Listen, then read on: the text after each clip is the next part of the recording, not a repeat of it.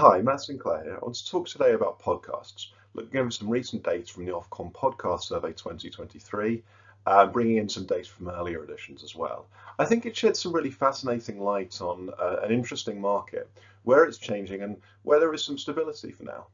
Before I get into the numbers, this is based on a sample, a bit under 2,000 people, where they've boosted the number of regular podcast users so that they can actually get into some of the specifics, some of the crosstabs within that smaller population. It's a decent survey.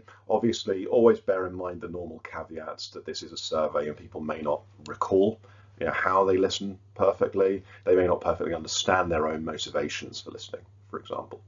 With that caveat aside, let's get into the findings. Firstly, the size of the market, how much people are listening.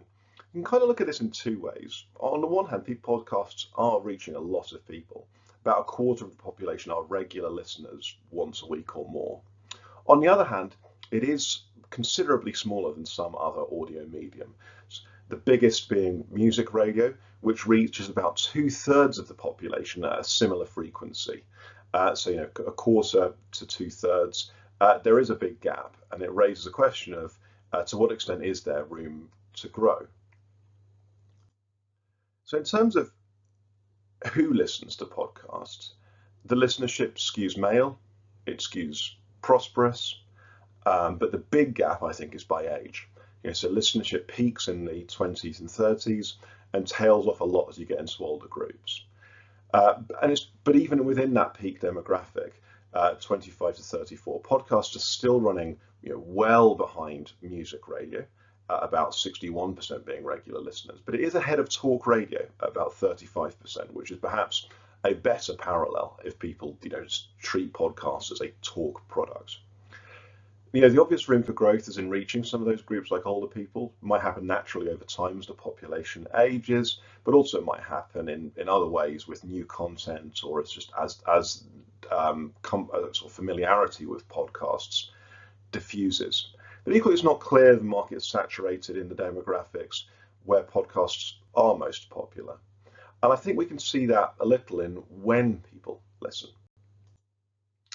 So this is showing what are people otherwise doing when they consume it. And it's crucial for audio, which is often an ambient experience. We're often listening to doing audio to some extent while doing something else. And I think if you look across this, music and talk radio are associated to a huge degree with consumption in the car, whereas podcasts are more common on public transport, walking as a means to relax. I think that speaks to the kind of content on podcasts to some extent. It's maybe often at the sort of relatively thoughtful, long form end. More than anything, I think it's about technology. The radio is the default mode of entertainment while driving, whereas people listen to podcasts in quiet moments with their phones, or moments on public transport. They want to be a bit quieter.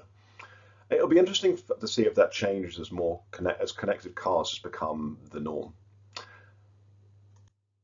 In terms of why people listen, there is some variety here based on demographic. The most common is that it's fun, a route to learning something or relaxing. But there are differences. I've sort of focused on gender differences here, just because obviously they're the biggest splits, and so there's less likelihood that it's just an artifact of randomness in the survey. But if you look, say, at men versus women, it perhaps speaks to men having a more functional relationship with podcasts, more of them keeping up with news or just out of habit, whereas women listening more socially, either for company, to feel better, to kind of support conversations with others.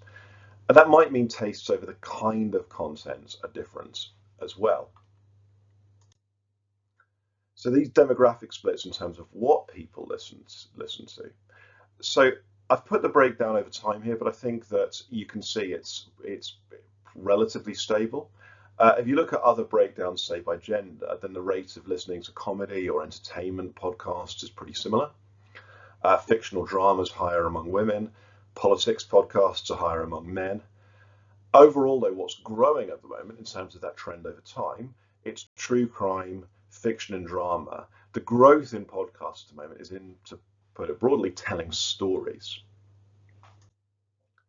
Finally, in terms of how people find podcasts, I think the interesting point here is that it is dominated by various forms of word of mouth, friends and family, or general social media.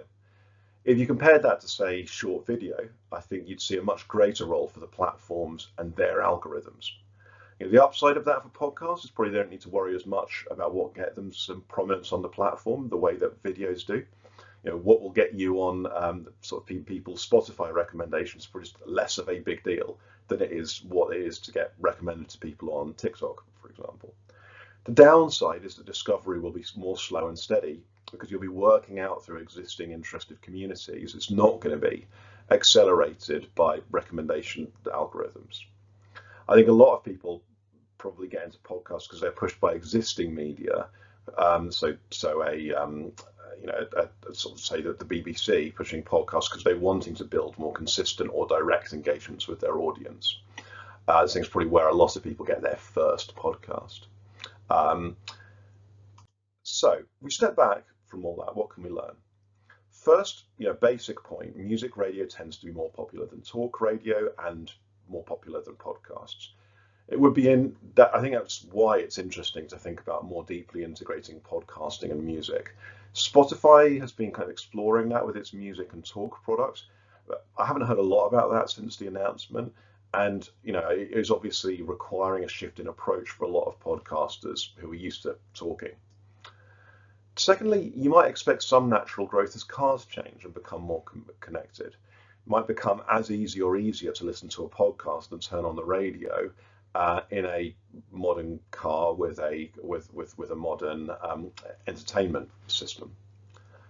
Third, reaching older listeners might be particularly important in terms of expanding the demographic reach of podcasts, and that might be a technology question, it might be a content question, could be all sorts, it might be a marketing question. Fourth, I think generally speaking, reaching broader demographics might come through diverse content, appealing to different people. Podcast listeners do have different priorities and roles for podcasts in their lives, and a kind of identikit podcast is probably not where I'd expect the growth to come going forward. Like broad, reaching everyone podcasts, maybe not where that's going to come from. It may be lots of niches. Finally, I think it'd be interesting to think about discovery, if there are options to strengthen those routes besides word of mouth. Just quickly, obviously I've focused here on audience because, off the back of that Ofcom survey, but I think besides all these questions about the size of the audience, there's a whole other question around how you monetize it. I've included here a snippet from an article that Spotify puts out.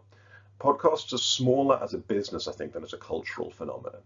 And to the extent costs are low, that might be all right for some producers, who aren't trying to push the envelope too much commercially, but it might limit the medium. And I think that if you look at the size of the audience, that question of how does the advertising become more valuable without disrupting the consumer experience is really interesting. That question of other ways of monetizing through subscription podcasts or anything like that, is interesting. So I think, I hope that's a helpful overview. I've tried to kind of give a broad picture of where the audience is on podcasts and what that might mean for the future of the sector. If you think there's anything I've missed, any comments or questions, please do drop them below. Equally, please do like and subscribe. I hope you found that interesting and look forward to seeing you next time.